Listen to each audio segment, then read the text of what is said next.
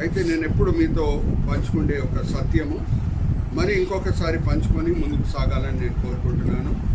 అదేమనగా, దేవుడు మనకు అప్పచెప్పిన అన్నిటికంటే ప్రాముఖ్యమైన పరిచర్య ఏంటి అని ప్రశ్న వేసుకుంటే, లేఖనంని ఆధారం చేసుకొని మనం ఏమని చెప్పొచ్చు?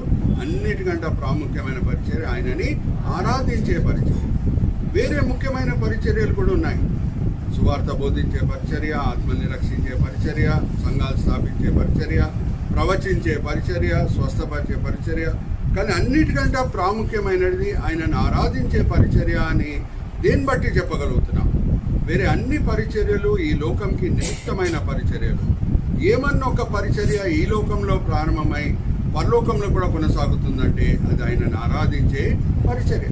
ఒకసారి ఆలోచించండి. పరలోకం చేరిన తర్వాత అక్కడ ఏమైనా స్వస్థపరిచే పని ఉంటుందా? ప్రవచించే పని ఉంటుందా? లేదు. మన సమయం అంతా కూడా ఆయనను ఆరాధించటంలోనే మనము గడపబోతున్నాం. సో ఆయనను ఆరాధించే విషయంలో దేవుడు మన జీవితంలో కుమ్మరించిన దీవెనలు బట్టి ఆయనను ఆరాధించడం మంచిదే. కానీ అన్నిటికంటే శ్రేష్టమైన ఆరాధన ఏమై ఉన్నదంటే, మన దేవుడు ఏమై ఉన్నాడో దాన్ని బట్టి ఆయనను ఆరాధించడం మనము నేర్చుకోవాలి. ఆయన మన జీవితంలో దీవెనలు కుమ్మరిస్తున్నాడు అంటే దాని అర్థమేంటి? ఆయన మంచి దేవుడు. ఆపదల నుంచి కాపాడుతున్నాడు అంటే దాని అర్థమేంటి? ఆయన మంచి దేవుడు. ఆయన ఏమై ఉన్నాడో దాన్ని బట్టి ఆయనను ఆరాధించడం మనము నేర్చుకోవాలి. మీకు అందరికీ తెలుసు, డాన్ మోయన్ గారి సిగ్నేచర్ సాంగ్ అని కూడా అంటారు. సిగ్నేచర్ సాంగ్ అంటే ఆయన కాన్సర్ట్స్ ఈ పాటతో అన్నా స్టార్ట్ చేస్తాడు, ఈ పాటతో అన్నా ఎండ్ చేస్తాడు. అదేంటి? God is good all the time God is good. ఇది ఆయన సొంత తెలివితేటలతో రచించిన పాట కాదండి. దానికి వాక్య ఆధారం ఉంది. అది కూడా మనం ఒకసారి చదువుకుందాం. మోషే దేవుని మధ్యన జరిగిన సంభాషణ సీనాయి కొండ దగ్గర 33వ అధ్యాయం నిర్గమకాండం 18-19 వచనం. నీ మహిమని నాకు చూపుమనగా నా మంచితనం నీ చూపిస్తాను అని దేవుడు అంటున్నాడు.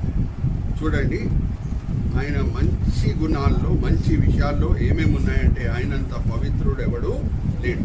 ఎవరన్నా ఉన్నారా? దేవునంత పవిత్రుడు ఎవరన్నా ఉన్నారా? ఆయనంత బలవంతుడు ఎవడు లేడు. ఆయనంత ఐశ్వర్యవంతుడు ఎవడు లేడు. ఆయనంత సర్వజ్ఞాని ఎవరు లేరు. ఈ దినము ఆయన సర్వజ్ఞానంతో కూడిన కొన్ని మాటలు మీ ముందు తీసుకొని వస్తున్నాను. ఆయనంత సర్వజ్ఞాని ఎవరు లేరు. ఇప్పుడే మనం చదువుకున్నాం కదా, లేఖనంలో సువార్త గురించి రాయబడిన మాటలు. 1 కొరింథీ పత్రిక 15వ అధ్యాయం 3-4 వచనాలు ఏమనుంది? లేఖనము ప్రకారంగా యేసుక్రీస్తు ప్రభువారు జన్మించాను, జీవించాను, చనిపోయాను. లేఖనం ప్రకారంగా ఆయన పునరుద్ధానుడై లేచాడు. ఇప్పుడు ఒక సింపుల్ ప్రశ్న.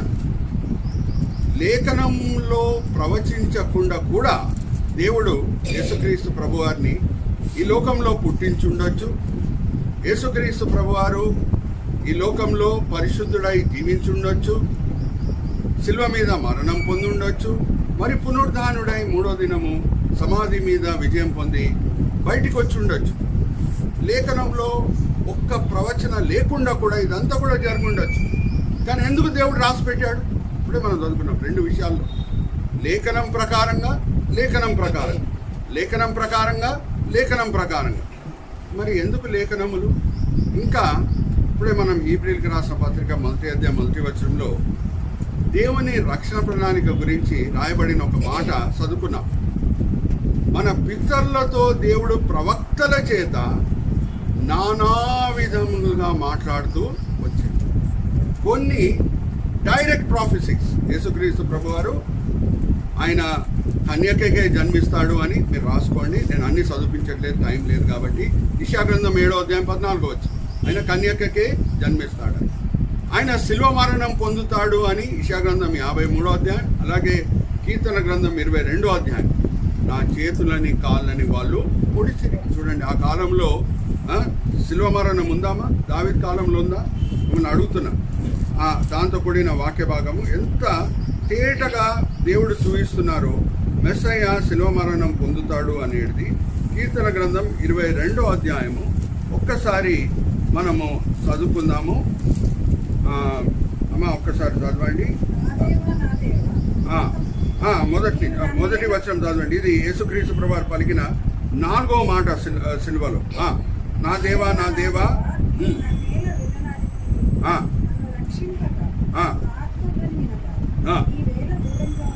చూడండి, ఇదే మాటలు యేసుక్రీస్తు ప్రభువారు సిలువ మీద కూడా 4వ మాటగా వాడారు.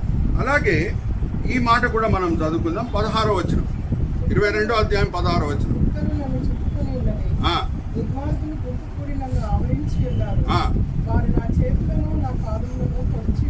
మిమ్మల్ని సింపుల్ ప్రశ్న అడుగుతున్నాను.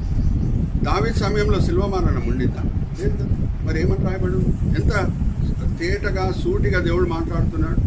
వాళ్ళు నా చేతులని కాళ్ళని పొడిచారు.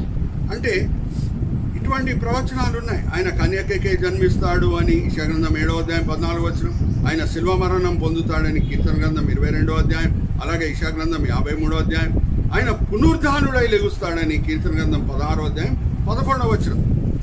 పరిశుద్ధుడిని దేవుడు ఏం చేస్తాడంట? ఆయన శరీరంని కుళ్ళు పట్టనీయడు. హల్లెలూయా, ప్రైజ్ ది లార్డ్. దాని తర్వాత ఆయన ఆరోహణమై వెళ్తాడని కీర్తన గ్రంథం 68వ అధ్యాయం 18వ వచనం. ఇవన్నీ ప్రవచనాలు ఉన్నాయి. ఈ ప్రవచనాలు లేకుండా కూడా ప్రభువారు పుట్టి ఉండొచ్చు, రక్షణ ప్రణాళికను పూర్తి చేసి ఉండొచ్చు, పునరుద్ధానుడై లెగిసి ఉండొచ్చు, ఆరోహణమై వెళ్ళిపోయి ఉండొచ్చు. కానీ ఎందుకు ఇన్ని ప్రవచనాలు? కారణం ఏంటి? ఇప్పుడే నేను మీతో పంచుకున్నాను. మన దేవుడంతా సర్వజ్ఞాని ఎవరు? ఆయన మార్గము సరళపరిచే దేవుడు. ఆయన మార్గము సరళపరిచే దేవుడు. రక్షణ ప్రణాళిక పూర్తయిన తర్వాత యేసుక్రీస్తు ప్రభువారు శిష్యులకి సువార్త బోధించే పని అప్పచెప్పి ఆరోహణమై వెళ్ళిపోయిన తర్వాత పెంతెకోస్తు దినం నుంచి, జాగ్రత్తగా వినండి, యూదుల మధ్యన శిష్యులు నించొని, అలాగే పౌలు బర్నబా ఏ పట్టణంకి వెళ్ళినా యూదుల సమాజ మందిరంలో నించొని ఈ ప్రవచనాలని ఆధారం చేసుకొని యేసువే మెస్సయ్యా అని రుజువుపరుస్తూ వచ్చారు. హల్లెలూయా, ప్రైజ్ ది లార్డ్. యూదులు ఒక విషయం బట్టి చాలా అతిశయిస్తారండి. మేము లేఖనంని కంఠస్థం చేసుకుంటాము అని అంటారు. నేను యూదుల రాబాయిస్తో కూడా నేను కరస్పాండ్ చేస్తుంటాను. వాళ్ళు ఒక విషయం బట్టి చాలా అతిశయిస్తారు. బార్ మిట్జ్వా అనే ఒక ఫంక్షన్ ఉంటుంది. ప్రతి యూదా సమాజంలో జన్మించిన బాలుడు 12వ సంవత్సరం వయసు రాగానే ఆది కాండం నుంచి ద్వితోపదేశ కాండం ఏం చేయాలంటే కంఠస్థం చేసుకోవాలి.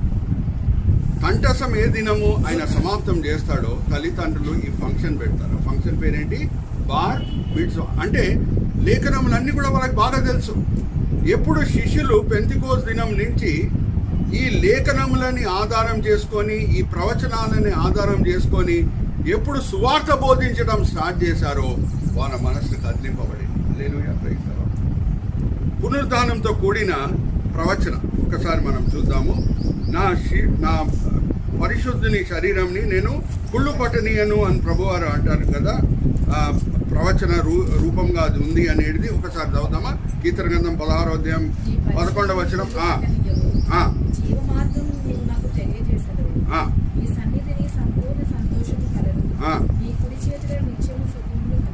చూడండి, ఇదే వాక్య భాగంని ఆధారం చేసుకొని పెంతెకోస్తు దినంన పేతురు ప్రసంగిస్తున్నాడు. ఒక్కసారి దిగండమ్మా. అపోస్తల కార్యం 2వ అధ్యాయము 27వ వచనం నుంచి చదవండి.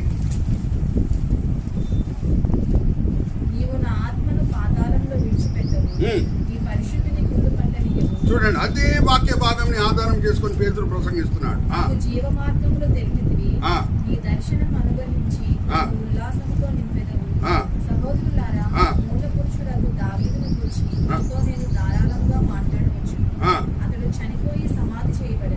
ఆయన చనిపోయి సమాధి చేయబడెను. అతని సమాధి నేటి వరకు మన మధ్యనున్నది.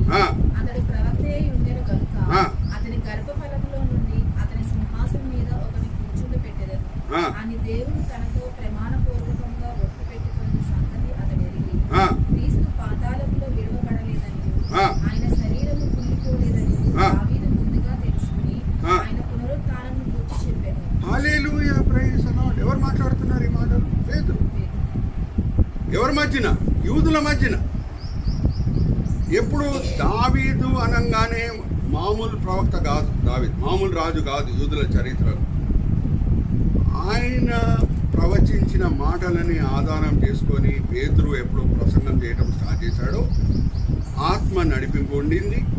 ఇంకా ఆత్మ ఒప్పింపు విన్న వాళ్ళ మధ్యన చాలా తేటగా కనిపిస్తుంది. ఆత్మదేవుడు ఎలాగ ఒప్పింపజేశాడు.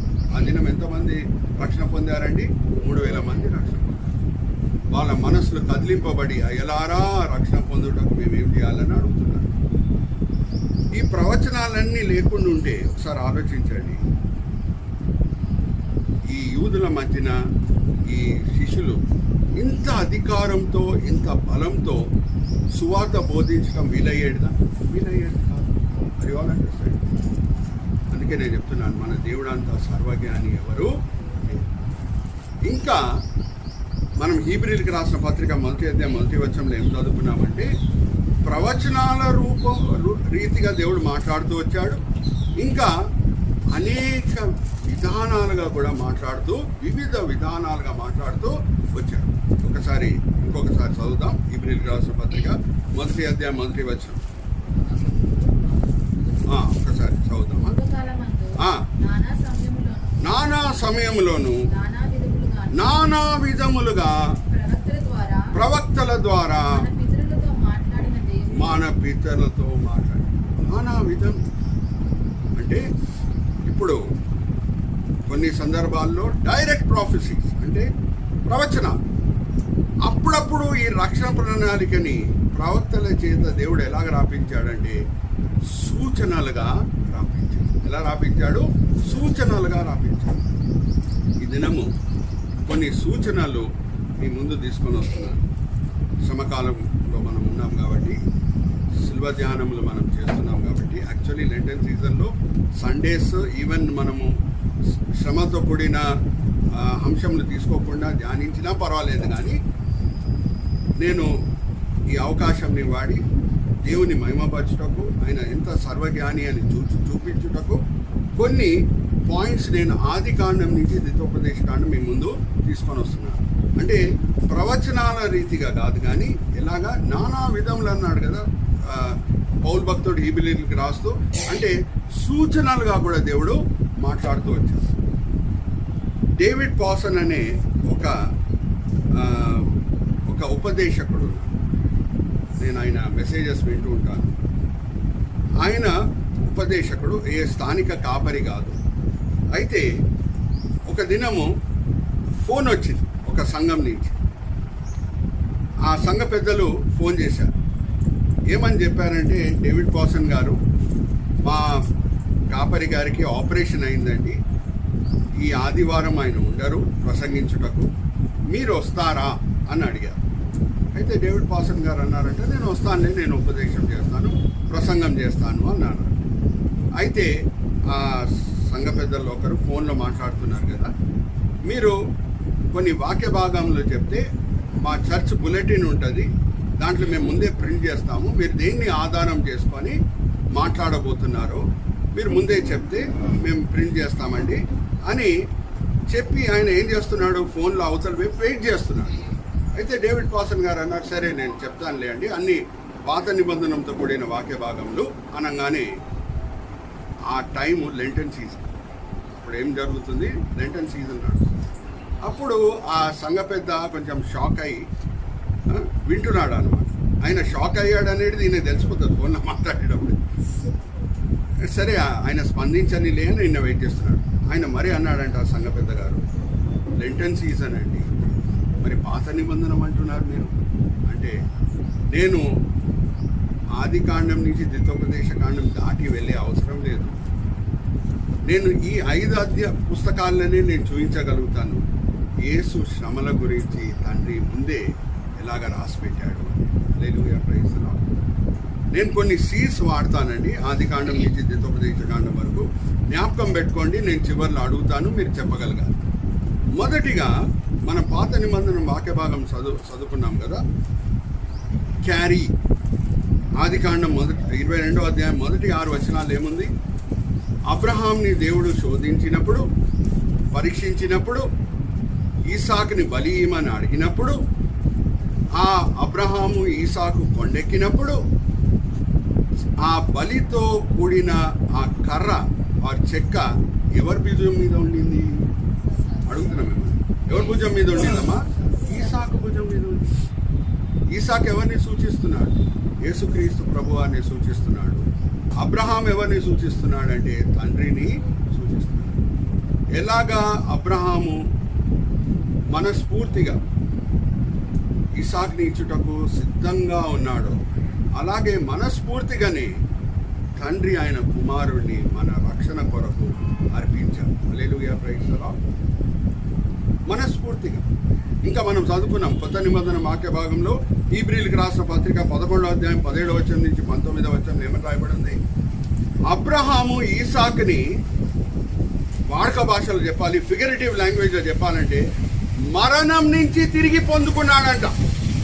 ఎలాగ పొందుకున్నాడు? మరణం నుంచి పొందుకున్నాడు. అలాగే ఉందా? ఒకసారి చదువుతామా? హీబ్రీయులకు రాసిన పత్రిక 11వ అధ్యాయము 18, 19 వచనాలు. హీబ్రీయులకు రాసిన పత్రిక 11వ అధ్యాయం 18, 19. అబ్రహాము శోధింపబడి విశ్వాసమును బట్టి ఇస్సాకును బలిగా అర్పించి ఎవడు ఆ వాగ్దానమును సంతోషంతో అంగీకరించును ఇస్సాకు వలనైనది నీ సంతానమందును అని ఎవరితో చెప్పబడినో ఆ అబ్రహాము మృతులను సహితం లేపుటకు దేవుడు శక్తిమంతుడని ఇచ్చిన వాడే తన ఏక కుమారుని అర్పించి కుమార రూపముగా. చూడండి, ఇక్కడ అర్పించి అనే ఉంది. అంటే at least as far as Abraham is concerned, Isaac is dead. అర్పించి అంటే దాని అర్థం ఏంటి? పాస్ట్ టెన్స్లో ఉంది. కానీ కత్తివాడి పొడిచేశాడా? మనకు తెలుసు పొడవలేదని. కానీ మానసికంగా ఆత్మికంగా మాత్రం అర్పించేశాడు. అంటే ఏమని విశ్వసించి? చనిపోయిన ఈసాకుని కూడా దేవుడు లేపగలుగుతాడని విశ్వసించి. హల్లెలూయా, ప్రైజ్ ది లార్డ్. ఇంకా చదవమ్మా. ఉపమానం రూపముగా అతన్ని మృతుల్లో నుండి మరలా.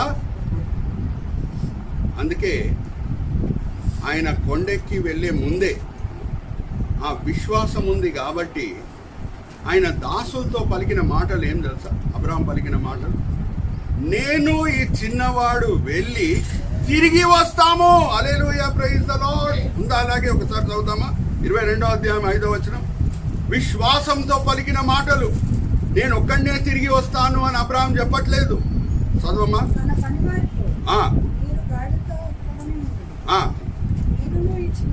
నేనును ఈ చిన్నవాడును అక్కడికి వెళ్ళి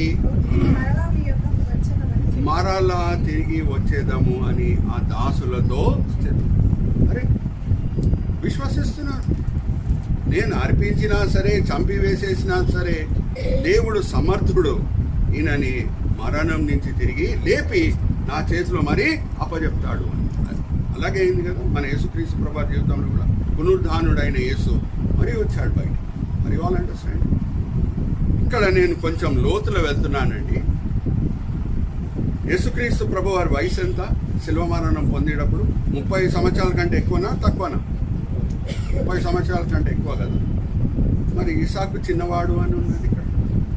దాని అర్థం ఏంటి? అంటే ఇసాకు ఏం తెలియదు, తండ్రి అట్లా తీసుకొని వెళ్ళిపోతున్నాడు, అలా పడుకోబెట్టేస్తున్నాడు, అలా కట్టేస్తున్నాడు, అలా కత్తి లేపేశాడు, అంతేనేనా?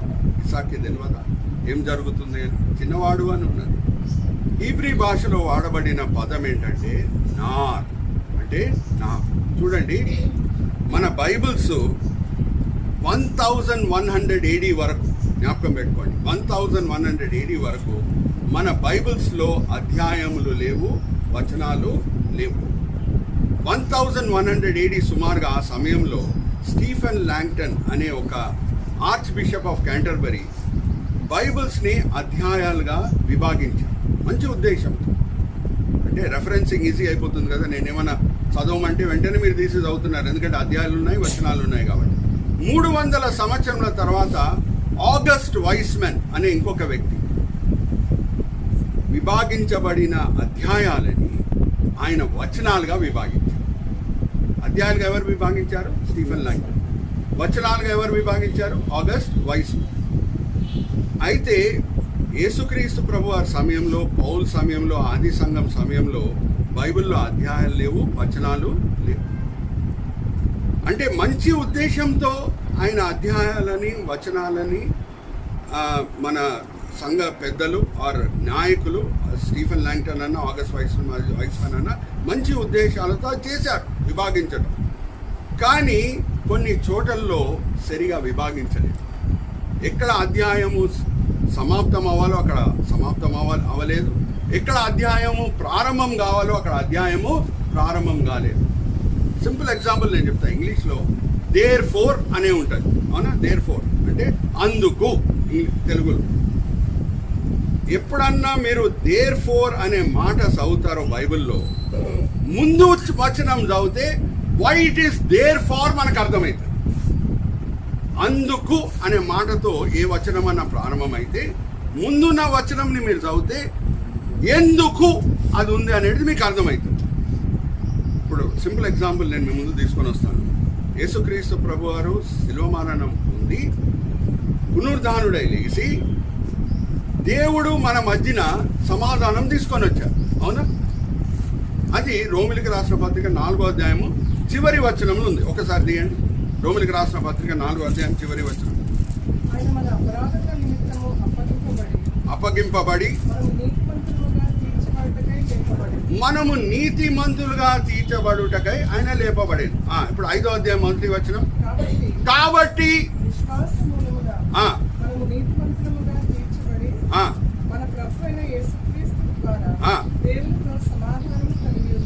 ఇప్పుడు చూడండి, కాబట్టి అనే మాట ఎప్పుడన్నా వస్తే దేని బట్టి అనే మాట దాంతో కూడింది ముందు వచనంలో ఉంటుంది. మరీ చెప్తున్నాను, కాబట్టి ఆర్ అందుకు అని వచ్చింది అనుకోండి, ఎందుకు ఆర్ దేని బట్టి అనేది అర్థం చేసుకునేటప్పుడు ముందు వచనం మీరు చదవాలి.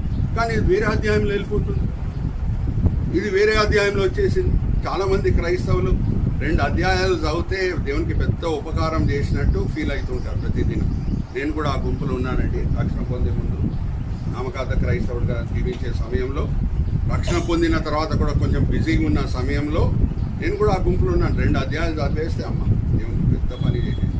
కానీ ఏమవుతుంది, 4వ అధ్యాయం చదివిన తర్వాత 5వ అధ్యాయంలో వేరే దీంతో 4వ అధ్యాయంతో కూడిన మాటలు ఉన్నాయనేది మనకు తెలియదు. నెక్స్ట్ డే మనం 5వ అధ్యాయము ఏదో కొత్త అధ్యాయంగా చదువుతూ వెళ్తూ ఉంటాం. అర్థమవుతుందా? సో 22వ అధ్యాయంలో మనం గమనిస్తే ఆ పరీక్ష పాస్ అయిన తర్వాత అబ్రహాము ఎక్కడ వస్తున్నాడంటే, ఆయన చాలా ఐశ్వర్యవంతుడు. ఆ సమయంలో ఎన్నో లెక్కలేని గొర్రెలు ఉన్నాయి కాబట్టి వాళ్ళకి బ్రాంచెస్ ఉన్నాయి. ఒక బ్రాంచ్ ఈయన చూసుకుంటాడు, ఒక బ్రాంచ్ ఇసాక్ చూసుకుంటాడు, ఒక బ్రాంచ్ సారమ్మ చూసుకుంటుంది. అలాగా బ్రాంచెస్ ఉన్నాయి. ఈయన ఎక్కడ వచ్చాడు అంటే 22వ అధ్యాయం 19వ వచనం చదవండి. అంటే ఆ పరీక్ష పాస్ అయి మొరియా కొండ నుంచి దిగి వచ్చి ఎక్కడ వెళ్ళిరి? బెర్షెబాకి వెళ్ళి అక్కడ ఉన్నారు. 23వ అధ్యాయం మొదటి వచనం చదువుతాం. అది కాదు, 127 సంవత్సరములు సారా బతికింది. చూడండి, బీర్షిబా ఇక్కడ ఉంటే హెబ్రోన్ ఇక్కడ ఉంటుంది, పక్కనే ఉంటుంది అనమాట. అక్కడ మృతి పొందెను అని అబ్రహాంకి కబురు వస్తుంది.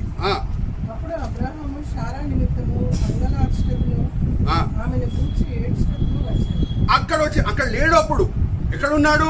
బీర్షిబాలో ఉన్నాడు. అందుకే అక్కడ వచ్చాను, లేకపోతే అక్కడే ఉండి ఏడుస్తాడు కదా. కబురు రాగానే ఎక్కడి నుంచి? బీర్షిబా నుంచి హెబ్రోన్కి వచ్చాను.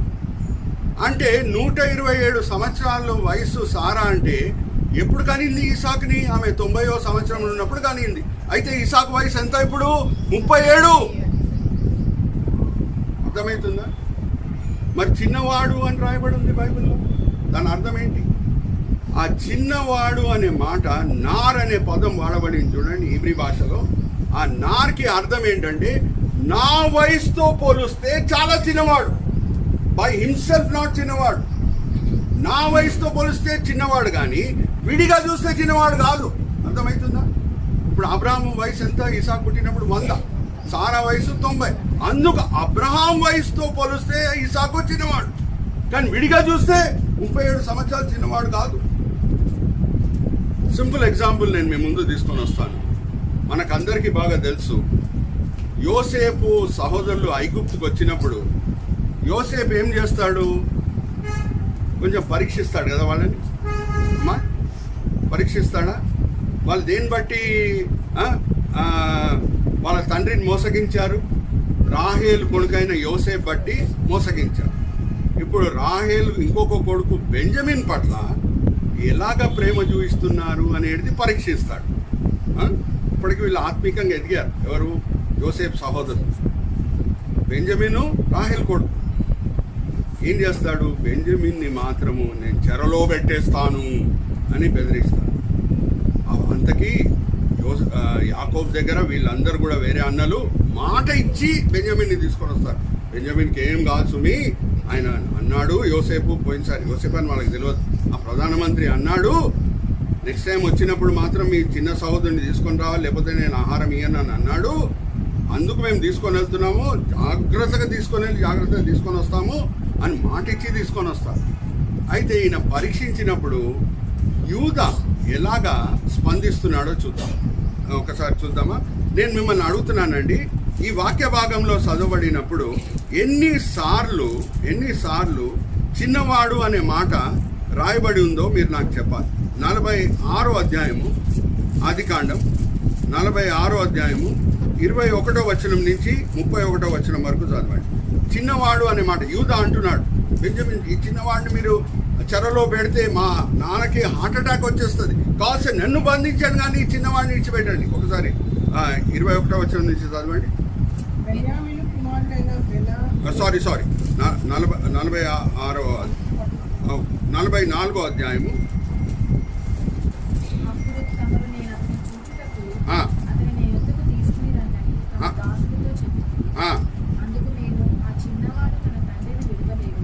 చిన్నవాడు ఒకసారి ఆల్రెడీ మెన్షన్ అయి ఉంది.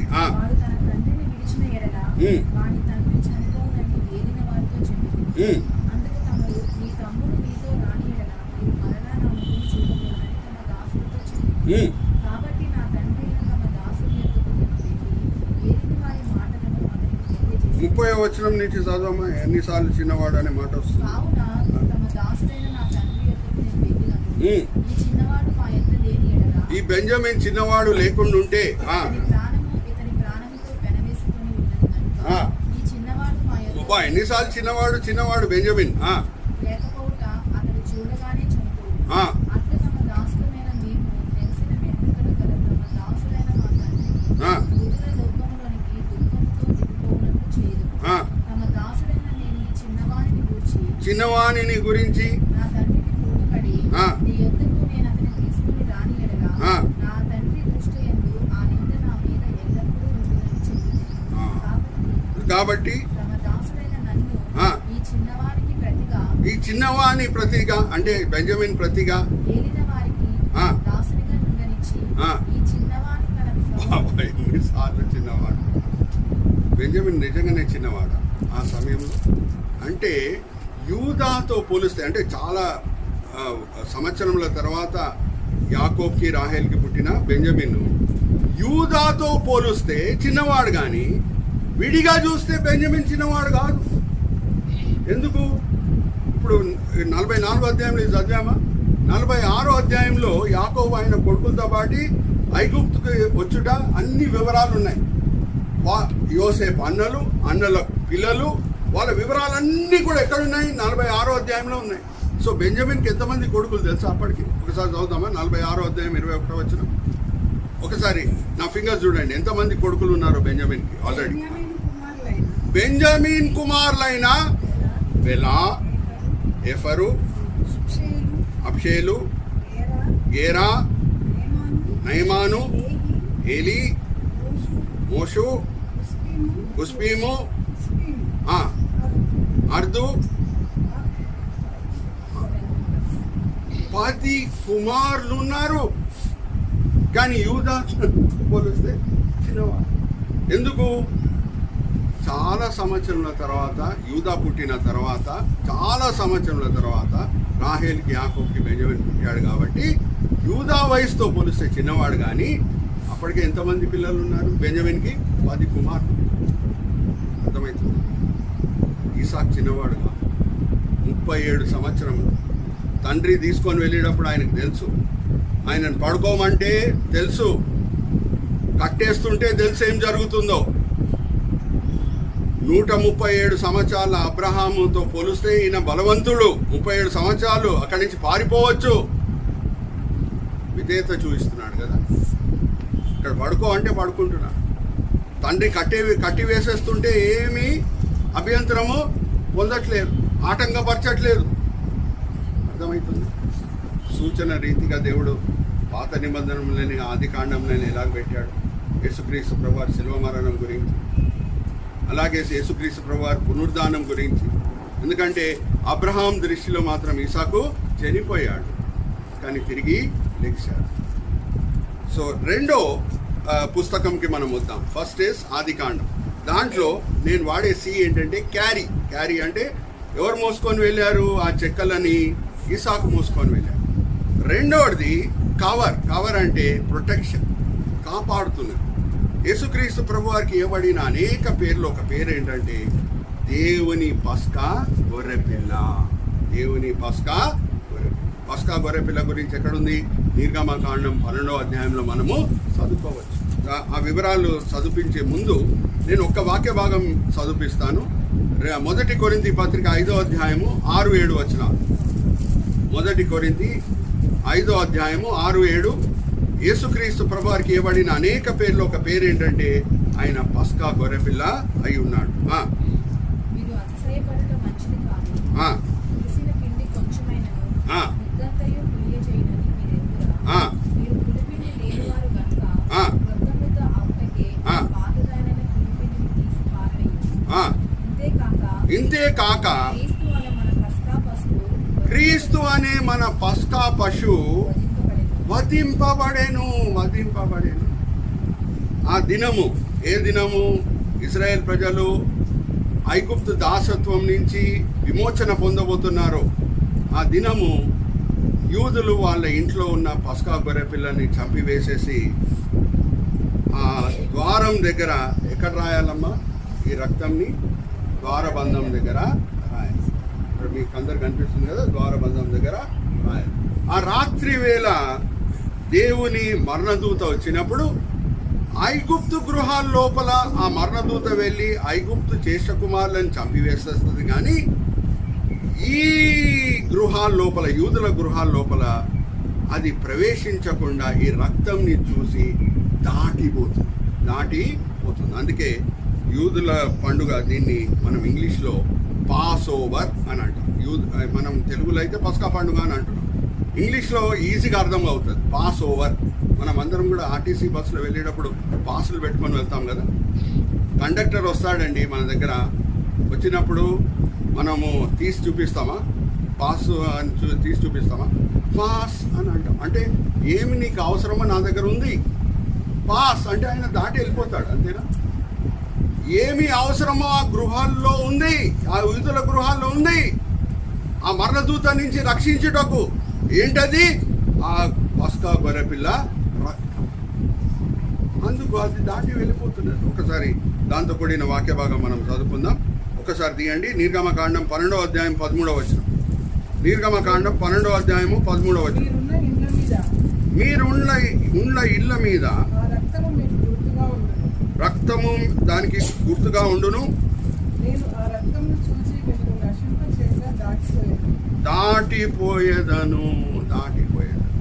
ఆ పస్కా గొర్రె పిల్ల రక్తంని చూసి దేవుడు దాటిపోతాడు. ఇంకా ఆ పస్కా గొర్రె పిల్ల ఎముకలని ఎవరు ఇరగొట్టడానికి వీల్లేదు. ఒకసారి చదువుదామా? 12వ అధ్యాయం 46వ వచనం. నిర్గమకాండం 12వ అధ్యాయం 46వ వచనం. మీరు ఒక్క ఇంటిలోనే దాన్ని తినవలెను. దాని మాంసములో కొంచెమైనను ఇంటిలో నుండి బయటకు తీసుకుని పోకూడదు. దానిలో ఒక ఎముకైనను మీరు విరగకూడదు. యేసుక్రీస్తు ప్రభువారు కాళ్ళు ఇరగొట్టుటకు వచ్చారు కదా సైనికులు. అప్పటికే యేసుక్రీస్తు ప్రభువారు చనిపోయారు. అందుకు పొడిచారు, కానీ కాళ్ళ ఎముకలని ఇరగొట్టలేదు. అందుకు లేఖనం ఏం చెప్తుందంటే ఆయన ఎముకలు ఇరగొట్టబడకూడదు అని ఎలాగ ప్రవచన రూపంగా దేవుడు రాసిపెట్టాడో ఆ ప్రవచనాలన్నీ కూడా నెరవేర్చబడినాయి. హల్లెలూయా, ప్రైజ్ ద లార్డ్. ఒకసారి చదువుదామా? యోహాను సువార్త 19వ అధ్యాయము 36-37. యోహాను సువార్త. అతని ఎముకలలో ఒక్కటి కూడా ఇరవబడదు, లేఖనము నెరవేర్చబడేటట్లు ఇట్లా జరిగింది. హల్లెలూయా, ప్రైజ్ ది లార్డ్. పస్కా గొర్రె పిల్లతో ఎలాగ మ్యాచ్ అవుతుంది చూసారా? యేసుక్రీస్తు ప్రభువు జీవితం డిట్టో మ్యాచ్ అవుతుంది కదా. అది అండర్స్టాండ్. ఇంకా ఈ పస్కా గొర్రె పిల్లతో కూడిన వేరే వివరాలన్నీ కూడా మాండీస్ థర్స్డే సాయంత్రం వేళ అన్ని వివరాలు నేను మీతో పంచుకుంటాను. యేసుక్రీస్తు ప్రభువారు ఎలాగా దేవుని పస్కా గొర్రె పిల్ల అయి ఉన్నారు, ఆయన దేవుని పస్కా గొర్రె పిల్ల కాబట్టి ఎలాగా పస్కా గొర్రె పిల్ల ప్రతి యూదుల ఇంట్లో అర్పించబడాలో, అలాగే దేవుని పస్కా గొర్రె పిల్ల ఎలాగ యెరూషలేములో అర్పించబడిందో ఆ వివరాలన్నీ కూడా మాండీస్ థర్స్డే దినం నేను మీతో పంచుకుంటాను. ఎందుకంటే జాగ్రత్త వినండి, జస్ట్ సస్పెన్స్ క్రియేట్ చేస్తున్నాను మీలో. ఇది యెరూషలేం అనుకోండి. పొంతి పిలాతు ఉండే హెడ్ క్వార్టర్స్ ప్లేసు సిజేరియా. ఎక్కడ ఉంటాడు ఆయన? సిజేరియాలో ఉంటాడు. అలాగే హెరోద్ అంతిపా ఎక్కడ ఉంటాడు అంటే యెరూషలేం ఇక్కడ ఉంటే టైబీరియస్ గలీలియా పక్కన ఉంటాడు. జాగ్రత్త వినండి. యేసుక్రీస్తు ప్రభువారు దేవుని పస్కా గొర్రె పిల్ల కదా, పస్కా పండుగ దినం చనిపోవాలి కదా, 3ంటికి చనిపోవాలి కదా. ఒకసారి ఆలోచించండి. పొంతి పిల్ల ఇక్కడ అరెస్ట్ చేసి యేసుక్రీస్తు ప్రభువారిని సిజేరియా తీసుకొని పోయి ఉంటే సమయంతో కూడిన పని కదా. పొంతి పిలాతు అక్కడ లేకుండా ఉంటే మరి పొంతి పిలాతు అక్కడ నిర్ణయం తీసుకుంటాడా? తీసుకోడు. అరే ఈయన గలీలియా ప్రాంతంకి చెందిన వ్యక్తి, నేను నిర్ణయం తీసుకోను అని యెరూషలేంలో ఎలాగ ప్రవర్తించాడో అక్కడక్కడ ప్రవర్తిస్తాడు. అప్పుడు ఏమవుతుంది? ఆయనను ఎక్కడ తీసుకొని పోతారు? టైబీరియస్కి తీసుకొని పోతారు. అక్కడ ఆయన పెద్ద పొలిటీషియన్ హెరోద్ అంతిపా. యేసుక్రీస్తు ప్రభువారు గలీలియా ప్రాంతంలో చాలా పేరు పొందిన వ్యక్తి అని తెలుసు. ఆయనకి శిక్ష విధిస్తే నెక్స్ట్ టైం ఎలక్షన్స్లో ఓట్లు పడవని నాకు తెలుసు. ఆయన కూడా నిర్ణయం తీసుకోడు. అప్పుడు ఏమవుతుంది? మరి టైబీరియస్ నుంచి సిజేరియాకి తీసుకొని వస్తారు. సిజేరియాకి తీసుకొని వచ్చి అక్కడ ఒత్తిడి తీసుకొని వచ్చి పొంతి పిలాతు మీద శిక్ష విధించేటట్లు చేస్తారు. శిక్ష విధించిన తర్వాత యేసుక్రీస్తు ప్రభువారిని ఎక్కడ సిలువ వేస్తారు? యెరూషలేంకి తీసుకొని వస్తారా? సిజేరియాలోనే సిలువ వేసేస్తారు. మరి దేవుని పస్కా గొర్రె పిల్ల దేవుని గృహమైన యెరూషలేంలోనే చనిపోవాలి కదా. మరి ఎందుకు వచ్చారు పొంతి పిలాతు హెరోద్ అంతిపా యెరూషలేంకి వచ్చేటట్లు దేవుడు ఎలా చేశాడు? దాని కారణం ఏంటి? అన్ని మాండీస్ థర్స్డే దినం మనం ధ్యానించబోతున్నాం. జాగ్రత్త వినండి, సస్పెన్స్ క్రియేట్ చేశాను. పౌల్ని కూడా అరెస్ట్ చేసినప్పుడు ఇక్కడ యెరూషలేంలో తీర్పు ఇచ్చుటకు సిజేరియాకి తీసుకొని పోతారు. ఎందుకంటే అక్కడ గవర్నరు సిజేరియాలోనే కూర్చుంటాడు. ఈ ప్రాంతం పేరు యూదియా అండి, దాంట్లో యెరూషలేం ఉంటుంది. యూదియా ప్రాంతంకి చెందిన గవర్నరు సిజేరియాలో ఉంటాడు కానీ యెరూషలేంలో ఉంటాడు. నేను మిమ్మల్ని సింపుల్ ఒక ప్రశ్న అడుగుతాను. కృష్ణా జిల్లాలో విజయవాడ మచిలీపట్నం కంటే డెవలప్డ్, కానీ కలెక్టర్ గారు ఎందుకు మచిలీపట్నంలో కూర్చోబెట్టారు బ్రిటిష్ రాజ్యం వాళ్ళు? చెప్పండి. సీ ఉంది. వ్యాపారం ఎక్కువ జరుగుతుంది. వ్యాపారం ఎక్కడ ఎక్కువ జరుగుతుందో పనులు ఎక్కువ కలెక్ట్ చేయొచ్చు. ఎవరు ఇజ్రాయెల్ వెళ్ళి వచ్చారో ఇజ్రాయెల్ మ్యాప్స్ చూస్తారో మీకు తెలుసు. సిజేరియా వచ్చి సముద్రం పక్కన ఉంటుంది. అక్కడ ఎక్కువ పన్నులు కలెక్ట్ చేయొచ్చు. అలాగే టైబీరియస్ ఎక్కడ ఉంటుంది? గలీలియా సముద్రం పక్కన ఉంటుంది. ఎక్కువ పన్నులు కలెక్ట్ చేయొచ్చు. అందుకు హెరోద్ అంతిపాని రోమా సామ్రాజ్యం ఎక్కడ పెట్టింది? టైబీరియస్ అనే పట్టణంలో పెట్టింది. ఒకసారి సింపుల్ ఎగ్జాంపుల్ నేను మీ ముందు తీసుకొని వస్తున్నాను. అపోస్తల కార్యం 23 చదవండి. పౌల్ని యెరూషలేంలో చెరలో తీసుకున్న తర్వాత, ఆయనని పట్టిన తర్వాత ఎక్కడ తీసుకొని వెళ్తున్నారు ఒకసారి చూద్దాం. ఎందుకంటే అప్పటికే పొంతి పిలాతు చనిపోయాడు. ఫీలిక్స్ అనే అధిపతి సిజేరియాలో ఉన్నాడు. ఒకసారి చదవండి.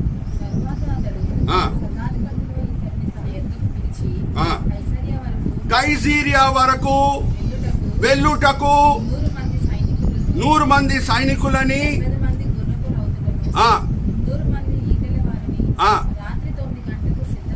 సిద్ధపరిచి పౌల్ని ఎక్కించి అధిపతి అయిన ఫిలిక్స్ అందుకు భద్రంగా తీసుకొని పోవుటకు.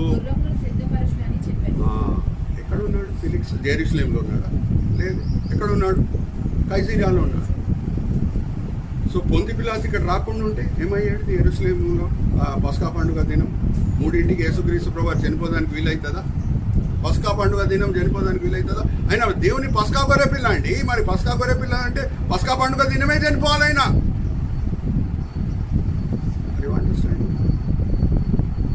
సో అందుకే హీబ్రీయులకు రాసిన పత్రిక 1వ అధ్యాయం 1వ వచనం ఏముందంటే, నానా సమయంలో నానా విధానాలుగా దేవుడు మాట్లాడుతూనే ఉన్నాడు. కొన్ని ప్రవచనాల రూపంగా డైరెక్ట్గా చెప్పాడు, రక్షకుడు ఇలాగ వస్తాడు, ఇలా శిలువ మరణము పొందుతాడు. వేరే విధానం ఏంటి? సూచనలుగా మాట్లాడుతూ వచ్చాడు.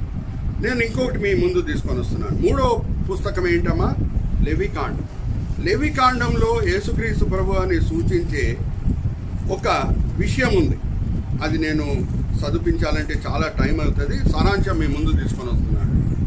లెవికాండం 16వ అధ్యాయం మీరు అందరు ఇంటికి వెళ్ళి చదవండి. అందరు ఏం చేస్తారు? హోంవర్క్. లెవికాండం 16వ అధ్యాయం చదువుతారు. దాంట్లో దేని గురించి రాయబడి ఉంది? లెవికాండం 16వ అధ్యాయంలో పశ్చాత్తాప దినం గురించి రాయబడి ఉంది. ఆ పశ్చాత్తాప దినము ఇజ్రాయెల్ దేశం వేపున ప్రధాన యాజకుడు అర్పణలు అర్పిస్తాడు. జాగ్రత్త వినండి, ఇది చాలా ముఖ్యమైన పాయింట్. ఇజ్రాయెల్ దేశంతో దేవుడు చేసిన నిబంధన, క్రైస్తవులతో దేవుడు చేసిన నిబంధన, ఈ రెండింటి మధ్యన వ్యత్యాసం ఏంటో ప్రతి క్రైస్తవునికి తెలుసున్నారు. మరి చెప్తున్నారు, ఇజ్రాయెల్ ప్రజలతో దేవుడు చేసిన నిబంధన, క్రైస్తవులతో దేవుడు చేసిన నిబంధన, ఈ రెండింటి మధ్యన వ్యత్యాసం ఏంటో మనకు తెలుసుండాలి. వ్యత్యాసం ఏమనగా, ఇజ్రాయెల్ దేశంతో దేవుడు నిబంధన చేసినప్పుడు దేశంతో చేశాడు. హల్లెలూయా, ప్రైజ్ ది లార్డ్. ఒకసారి దాంతో కూడిన వాక్య భాగం చదువుకుందాం. 1 కొరింథీ పత్రిక 10వ అధ్యాయము మొదటి 4 వచనాలు మీరు చదవండి. నా ఫింగర్స్ చూడండి. అందరూ అనే మాట ఎన్నిసార్లు రాయబడి ఉందో జస్ట్ 4 వచనాల్లో మనం చూద్దాం. అందరూ. సహోదరులారా, ఈ సంగతి మీకు తెలియకుండా నాకు ఇష్టం లేదు.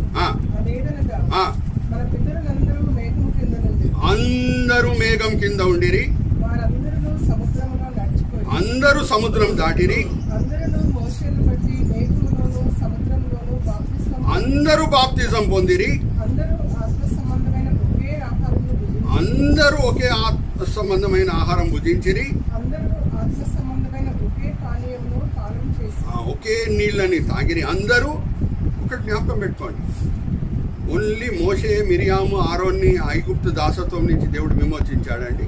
ఫుల్ దేశంని విమోచించి సినాయి కొండ దగ్గర తీసుకొని వచ్చి దేశంతో నిబంధన చేస్తున్నాడు. అర్థమవుతుందా? దేశంతో. అందుకు జాగ్రత్త వినండి, ఆ దేశంలో ఒక్కడు పాపం చేసినా సరే దేవుడు ఫుల్ దేశంని లెక్క అడుగుతాడు. ఎందుకంటే నిబంధన ఎవరితో ఉంది? దేశంతో. మనకందరికీ తెలుసు. యెహోషువ గ్రంథం 7వ అధ్యాయంలో మనం చదివితే ఒక్క ఆచారం చేసిన పాపం వలన దేవుడు దేశంని లెక్క అడుగుతున్నాడు. అవునా కదా? ఒక ఆచారం చేసిన పాపం వలన. ఎందుకంటే నిబంధన ఎవరితో ఉంది? దేశంతో ఉంది. అర్థమవుతుందా? క్రైస్తవులతో చేసిన నిబంధన అదేమనగా స్థానిక సంఘంతో చేసిన నిబంధన. హల్లెలూయా, ప్రైజ్ ది లార్డ్. ఆ వ్యత్యాసం మనకు అర్థం కావాలి. ఎందుకంటే ఇజ్రాయెల్ దేశం చాలా చిన్నది. Dan to Beersheba, Kanyakumari to Kashmir అని మన భారతదేశం భాషలో వాడతాం, కానీ కన్యాకుమారి టు కాశ్మీర్. ఇక్కడ బీర్షీబా టు డాన్, మంచిర్యాల నుంచి హైదరాబాద్ ఎంత దూరం అండి? 250 కిలోమీటర్ అంతే. చిన్న దేశం. ఫుల్ దేశంతో దేవుడు నిబంధన ఇలా చేస్తున్నాడు. కానీ కొత్త నిబంధన వచ్చినప్పుడు సువార్త ప్రపంచమంతా వ్యాపించింది. అందుకు ఇక్కడ స్థానిక సంఘంతో దేవుడు నిబంధన చేస్తున్నాడు. ప్రకటన గ్రంథం 3-2 అధ్యాయాలు మనం చదివితే 7 సంఘాలతో ప్రభువారు మాట్లాడుతున్నారు. స్మిర్నా సంఘంలో ఉన్న లోటుబాట్లు బట్టి పెర్గమాం సంఘంని లెక్కలు అడగట్లేదు. పెర్గమాం సంఘంలో ఉన్న లోటుబాట్లు బట్టి ద్యూతురా సంఘంని లెక్కలు అడగట్లేదు. ఇక్కడ స్థానిక సంఘంతో దేవుడు నిబంధన చేస్తున్నాడు. ఈ మాటలు నేను ఎందుకు చెప్తున్నానంటే, పశ్చాత్తాపం దినము దేవుడు దేశంతో నిబంధన చేశాడు కాబట్టి దేశం వేపున దేశం ప్రధాన యాజకుడు ఏం చేస్తాడంటే అర్పణలు వీళ్ళ పాపముల కొరకు అర్పిస్తాడు. 2 మేకలని ఎన్నుకుంటాడు. ఇక్కడ 2 మేకలు కనిపిస్తున్నాయి మీకు అందరికి? 2 మేకలు కనిపిస్తున్నాయా? ఓకే. ఒక మేకను చంపి దాని రక్తంని తీసుకొని అతి పరిశుద్ధ స్థలంకి వెళ్ళి అక్కడ ఉన్న కరుణాపీఠం మీద ప్రోక్షించి దేశం కొరకు ప్రార్థన చేస్తాడు. అది మన యేసుక్రీస్తు ప్రభువారు ఏం చేశారు అంటే, హెబ్రీయులకు రాసిన పత్రిక 10వ అధ్యాయం 12వ వచనం మనం చదివితే ఒక్క అర్పణ చేత మనల్ని పరిపూర్ణులుగా చేశాడు. ఆయనే వెళ్ళాడు. ఆయనే అతి పరిశుద్ధ స్థలంకి వెళ్ళాడు. ఒకసారి చదువుదామా? హెబ్రీయులకు రాసిన పత్రిక 9వ అధ్యాయం 12వ వచనం. హెబ్రీయులకు రాసిన పత్రిక 9వ అధ్యాయం 12వ వచనం సూచన రీతిగా ఎలాగుందో చదవండి. మేకల యొక్కయు కోడెల యొక్కయు రక్తముతో కాక తన తన స్వరక్తముతో ఒక్కసారి పరిశుద్ధ స్థలంలో ప్రవేశించి ఆయన వెళ్ళాను. ఎలాగ ప్రధాన యాజకుడు అతి పరిశుద్ధ స్థలం లోపల ప్రతి సంవత్సరం వెళ్తాడో ఆయన వెళ్ళాను. ఏలయనగా ఆ. మేకల యొక్కయు ఆ. ఎడ్ల యొక్కయు ఆ. రక్తమును ఆ. మైలపడిన వారి మీద ఆ. ఆవు దూడ బూడిద చల్లుటయు ఆ. శరీర శుద్ధి కలుగునట్లు వారిని పరిశుద్ధపరిచిన ఎడల ఆ. నిత్యులకు ఆత్మ ద్వారా ఆ. తన్ను తాను దేవునికి నిర్దోషినిగా అర్పించుకొనిన ఆ. క్రీస్తు యేసు యొక్క రక్తము నిర్జీవ క్రియలను పిలిచి జీవము గల దేవుని సేవించుటకు ఆ. మీ మనస్సాక్షిని ఎంతో ఎక్కువగా శుద్ధి చేయాలి. హల్లెలూయా. ఆ గొర్రె పిల్లల రక్తములే మిమ్మల్ని ఇంత పవిత్రులుగా మారుస్తే యేసుక్రీస్తు ప్రభువు రక్తం ఎంత పవిత్రులుగా మిమ్మల్ని మారుస్తుంది అని అంటున్నాడు. అర్థమవుతుందా? దాని తర్వాత ఇది చారిత్రక సత్యం అండి, అందుకే నేను కొంచెం లోతులో వెళ్తున్నాను. ఇంకొక మేకను ఏం చేస్తాడు అంటే దాని మీద చెయ్యి పెట్టి, దాన్ని అజలేల్ గోట్ అంటారు. దాన్ని ఏమంటారు? అజలేల్ గోట్. దాని మీద చేయబెట్టి నువ్వు దేశం పాపంలో అన్నీ కూడా తీసుకొని వెళ్ళిపో అని చేయబెట్టి ప్రార్థన చేసి పంపించేస్తాడు. ఈయన యాజకుడు కింద పనిచేసే లెవీలు ఉంటారు చూడండి, దాన్ని తీసుకొని వెళ్ళి ఎడారిలో ఇడిచిపెడతాడు. కొన్ని దినముల తర్వాత ఆకలితో అది చనిపోవచ్చు. అది కొండలు లోయలు ఉన్న దేశం, కొండ నుంచి కూడా కింద పడిపోవచ్చు. కానీ ఇక్కడ మీరు చూడండి, ఇది కలర్ పిక్చర్ కాదు, కానీ ఈ 2 మేకలను ఎన్నుకున్న తర్వాత చీటీలు వేస్తారు. ఎవరు? ఈ ప్రధాన యాజకుడు. ఏది పంపివేయబడాలి, దేని రక్తంని ఈయన అతి పరిశుద్ధ స్థలంకి తీసుకొని వెళ్ళాలి. చీటీ, ఎందుకంటే 2 మేకల లెక్కనే ఉన్నాయి. దేన్ని ఎన్నుకోవాలనేది కన్ఫ్యూషన్ వస్తుంది కదా. అందుకేం చేస్తాడు? చీటీ వేసినప్పుడు దేవుడు చూపించినప్పుడు ఈ రెండిటికి రెడ్ రిబన్స్ కడతాడు. దేన్ని అర్పించాలో దానికి చిన్న రెడ్ రిబన్ కడతాడు. అప్పుడు ఆయన గుర్తు ఉంటుంది. ఇప్పుడు 2 మేకలు ఒకే రకంగా కనిపిస్తుంటాయి ఆయనకు. దేన్ని పంపివేసేయాలో దానికి పెద్ద రెడ్ రిబన్ కడతాడు. అప్పుడు ఆయన గుర్తు ఉంటుంది. దీన్ని పంపివేసేసేటప్పుడు ఇది చారిత్రక సత్యం. ఈవెన్ జూయిష్ రాబాయిస్తో కూడా మనం కౌంటర్ సెట్ చేయొచ్చు. పంపివేసేసేటప్పుడు ఏం చేస్తాడంటే ఆ రెడ్ రిబన్లో ఉన్న ఒక భాగంని తీసి ఆలయము ద్వారం దగ్గర కడతాడు. ఏం కడతాడు? ఆలయం ద్వారం దగ్గర. అది ఎప్పుడు చనిపోతుందో దాని అర్థం ఏంటి? అది వీళ్ళ పాపముల వైపున చనిపోతున్నది. దేవుడు దాని మరణంని అంగీకరించాడు అని అర్థము. ఏ దినం అది చనిపోతుందో, ఏ సమయం అది చనిపోతుందో ఆ ఎర్రని రిబను తెల్లని రిబన్గా మారిపోతుంది. ఆ రెడ్ రిబను తెల్లని రిబన్గా మారిపోతుంది. అందరు కళ్ళారా చూడవచ్చు. అందరు హల్లెలూయా ప్రైజ్ ది లార్డ్ అని అంటారు. అయితే నేను జూయిష్ రాబాయిస్తో కరస్పాండ్ చేస్తాను కాబట్టి నేను వాళ్ళని అడిగాను, యేసుక్రీస్తు ప్రభు వారిని ఎందుకు మీరు విశ్వసించారు? ఇదంతా కూడా ఎన్ని సూచనలు మీకు కనిపిస్తున్నాయి. ప్రేమపూర్వకంగా అడిగితే వాళ్ళు ప్రేమపూర్వకంగానే ఉంటారు. ఇన్ని కనిపిస్తున్నాయి కదా. మరి ఆయన కూడా ఎక్కడ చనిపోతున్నాడు? గవని వెలుపల. Hallelujah praise the Lord. ఎవరు ఇజ్రాయెల్ దేశం వెళ్ళి వచ్చారో వాళ్ళకి తెలుసు, గొల్గొతా కొండ గవని వెలుపల ఉంటుంది. అజలేల్ గోటు కూడా ఎక్కడ చనిపోతున్నది? గవని వెలుపల. అయితే హీబ్రీయుల రాసిన పత్రిక 13వ అధ్యాయం 12వ వచనంలో గవని వెలుపల యేసుక్రీస్తు ప్రభువు చనిపోయాడు. అయితే జాగ్రత్త వినండి, వాళ్ళు ఏమంటారంటే, ఈ ప్రశ్న అడుగుతాను నేను వాళ్ళు. ఈ 29 AD తర్వాత, ఇది చరిత్రలో జరిగిన సంఘటన. 29 AD తర్వాత ఏమైంది అంటే, ఈ ప్రధాన యాజకులు ప్రతి సంవత్సరము ఈ పశ్చాత్తాప దినము రెడ్ రిబన్స్ కడుతూనే ఉన్నారు. అది రెడ్ రిబన్గానే ఉండిపోయింది, తెల్లని రిబన్గా మారలేదు. అయితే దాని అర్థం ఏంటి? దేవుడు అంగీకరించట్లేదు వేరే అర్పణలను. యేసు ఆ అర్పణ అర్పించిన తర్వాత ఆయన ప్రాణంని ఇంకా వేరే అర్పణలు దేవునికి అవసరం లేదు. అది మనం అర్థం చేసుకునేది క్రైస్తవులంగా. కానీ యూదులకు చెప్పినప్పుడు వాళ్ళు ఏమంటారంటే, 29 AD నుంచి ఆ రెడ్ రిబన్ ఎందుకు రెడ్గా ఉంది అది కూడా వాళ్ళు ఒప్పుకుంటారు. కానీ ఎందుకు కారణమా అని అంటారంటే, యూదులు అప్పుడు ఆత్మీకంగా దిగజారిపోతున్నారు, భయంకరంగా దిగజారిపోతున్నారు. దేవుడు వార్న్ చేస్తున్నారు, పశ్చాత్తాపం పొందండి, నేను మిమ్మల్ని క్షమించట్లేదని. వాళ్ళు మనసు కఠోరపరుచుకొని అలాగే జీవించారు దిగజారిపోయిన పరిస్థితిలో. 70 ADలో రోమా సైన్యం వచ్చి కంప్లీట్గా యెరూషలేంని నాశనం చేసేసి ఆలయంని తగలబెట్టేసింది. ఆ రెడ్ రిబన్ రెడ్గా ఉండటము అది దేవుని వార్నింగ్ వీళ్ళకి అని వాళ్ళు వాదిస్తారు. ఎవరు? జూయిష్ రాబాయిస్. అందుకే అది రెడ్గా ఉండిపోయింది, తెల్లగా మారలేదు. That is a warning. And 70 ADలో నిజంగానే అయింది కదా. 70 AD ఏమైంది? యెరూషలేం కంప్లీట్గా రోమా సైన్యం చేత నాశనము అయిపోయింది. వాళ్ళు వచ్చి తగలబెట్టేశారు, యూదులు చెదిరిపోయారు. 2000 సంవత్సరాల వరకు వాళ్ళకి సొంత భూమి, సొంత ఆలయం అనేది ఇప్పుడు కూడా లేదు. కానీ ఒక్క ప్రశ్న అడిగితే వాళ్ళకి జవాబు ఇవ్వలేరు. ఆ ప్రశ్న ఏం తెలుసా? చాలా ప్రేమపూర్వకంగా అడిగినప్పుడు దానికి వాళ్ళు జవాబు ఇవ్వలేరు. ఎందుకంటే వాళ్ళు అది అంగీకరిస్తే యూదులుగా ఉండలేరు. ఎప్పుడు యూదుడు క్రైస్తవుడుగా మారిపోతాడు, ఇంకా యూదుడుగా ఉండలేడు. నేను అడిగిన ప్రేమపూర్వకమైన ప్రశ్న ఏంటంటే, ఆ రెడ్ రిబ్బన్గా ఎందుకు 29 AD నుంచే ఉండిపోయింది అని అడిగినప్పుడు దానికి జవాబు లేదు. ఆ సంవత్సరమే యేసుక్రీస్తు ప్రభువు చనిపోయారు. 27 ADలో కూడా వాళ్ళు దిగజారిపోయిన పరిస్థితుల్లోనే ఉన్నారు కదా. అప్పుడు కూడా వేషధారణ ఉంది కదా, పరిసయ్యులు సాధుకీయులు. 28 ADలో లేదా? ఒక సంవత్సరం ముందు లేదా? 29 ADలోనే వేషధారణ ప్రారంభమైందా?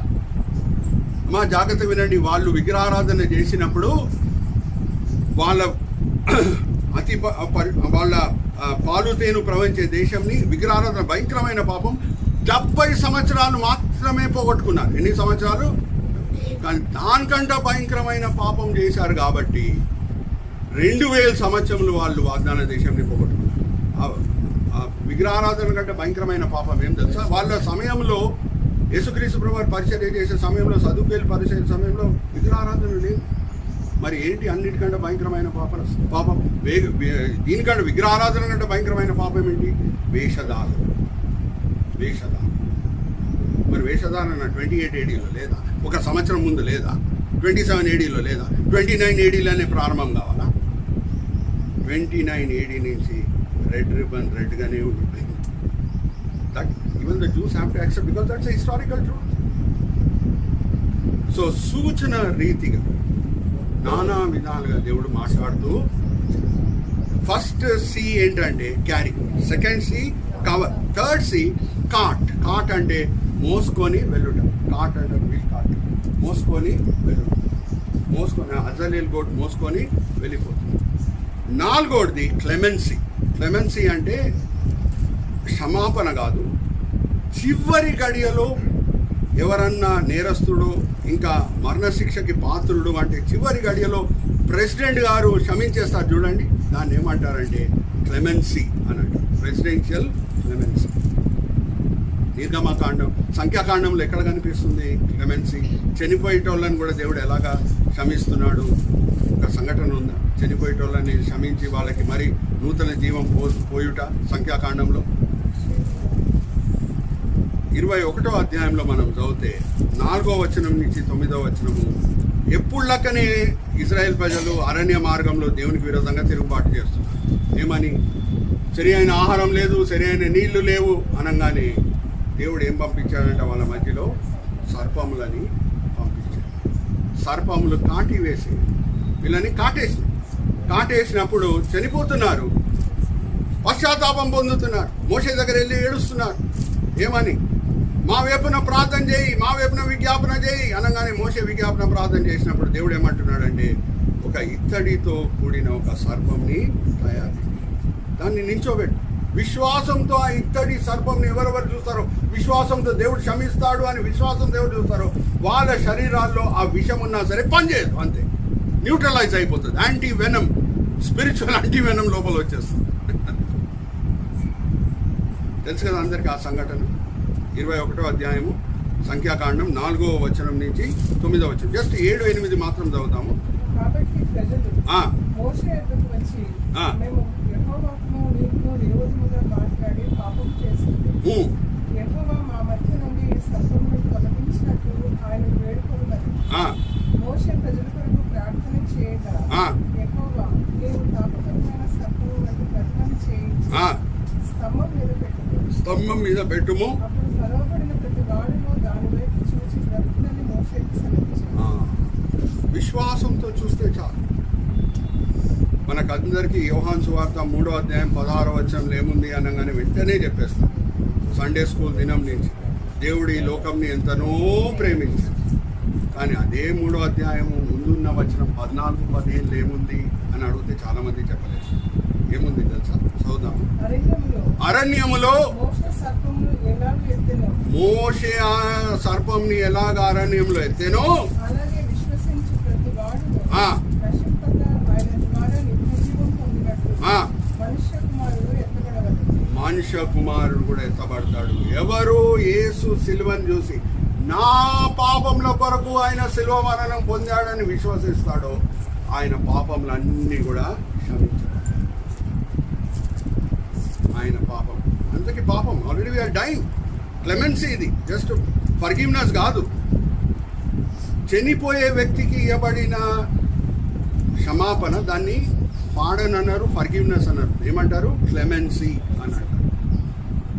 పాపం ఉంది, మనం చనిపోతున్నాం, నరకంకి పాత్రులమై ఉన్నాం. కానీ యేసు సిలువ వైపు చూసి ప్రభువా నేను పాపిని, నా పాపం నుంచి నువ్వే రక్షించాలి.